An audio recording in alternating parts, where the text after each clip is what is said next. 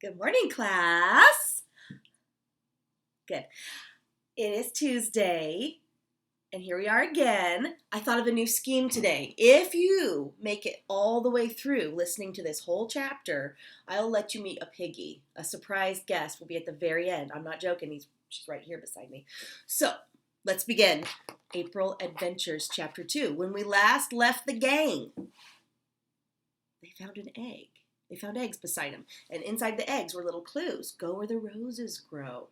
Something about treasure. It's a real good idea to warm up your brain with remembering what happened last, especially with a chapter book. The sun's shining on me. I'm going to get rid of that. There you go. Oh, that's better. Okay, here goes. Chapter 2, An Egg Hunt. Bradley found a pencil and wrote another message on the paper. It said, "Mom, we're at the park, Bradley." The kids hiked down the driveway towards Center Park. Sunlight was peeking over the barn. The leaves on the tall trees were bright green. The three boys munched on their donuts as they walked. Lucy carried the basket holding the fourth donut. "Aren't you going to eat your donut?" Brian asked Lucy. He'd finished his and was licking his fingers, like we don't do anymore. "I'm saving mine for later," Lucy said. "Stop staring at it." "I wonder what the treasure will be," Nate said. Bradley laughed. "Knowing Josh, it'll be something to eat." "But maybe it wasn't Josh who put the notes inside the eggs," Lucy said. "Then who did?" Brian asked. "Our parents wouldn't do it."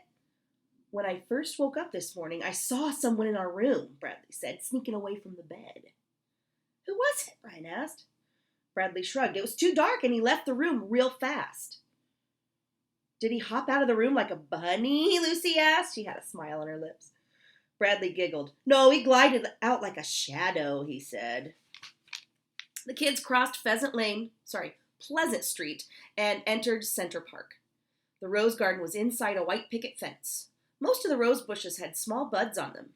Some had early blossoms. The bushes were planted in a big circle around a fountain.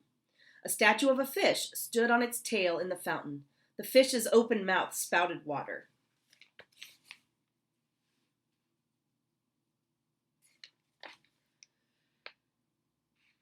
On the other side of the rose garden was a pond surrounded by bushes and tall grass. In the middle of the pond was a small island with a tree in its center.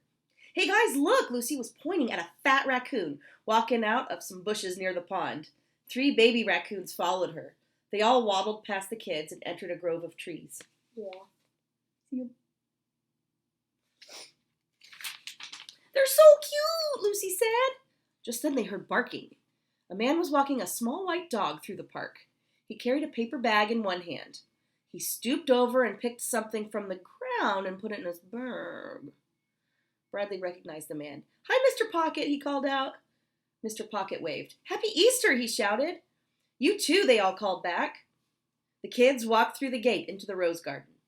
"Well, this is where a rose grows," Bradley said. "Where do we look?" Brian asked. There were at least 100 rose bushes growing in rows.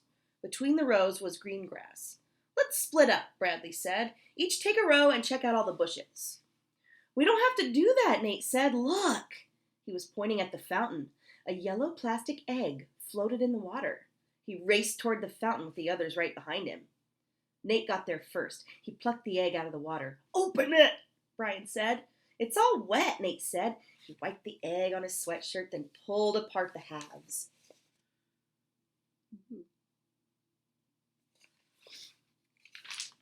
"There's another note," Lucy cried. Nate unfolded the note and read it to the other kids. "There are 11 more plastic eggs. You must find the 4 real eggs to get the treasure. Signed, The Shadow." Bradley took the note from Nate's fingers. "What does he mean, the real eggs?" he asked. "Real must mean not plastic like this one," Nate said. He held up the 2 halves of the one they'd found in the fountain. He put them back together and set the egg in Lucy's basket. Brian grinned. "Like fried eggs?" he said. "Gee, I hope the shadow hid some ketchup. I like ketchup on my eggs." Nate laughed out loud. "You crack me up," he said. "Get it? Crack me up." "Let's look for the rest of the eggs," Bradley said. Center Park covered a wide area. Inside the park were the rose garden, the pond, and a bandshell. The bandshell was a little platform with a roof over it. In the summertime, musicians played music on the platform. People would gather on the lawn to listen. A grove of trees grew near the rose garden. Wooden benches had been placed around so people could sit and enjoy the roses. On one side of the park were the high school playing fields. Next to the high school was a meadow, and next to the meadow was the lawn surrounding Green Lawn Elementary School. How do we find Easter eggs in all this? Brian asked. These plastic eggs are bright colors, Lucy said. We should be able to see them from far away. She'd begun eating her jelly donut. Nate climbed onto one of the benches. He looked around. I don't see any, he said. Let's just start, Bradley said. We should each look in a different place. I'll go check out the pond. Well, I'll search around those trees, Lucy said. I'll stay here and look around all the bushes, Brian said. Okay, I'll snoop around the band shell, Nate said. He wiggled his eyebrows up and down. Can you do that? Sometimes people drop money there. If you find any, you have to share, Brian said. Ha, Nate said as he raced away. Carrying her basket, Lucy took off for the grove of trees. Bradley headed toward the pond.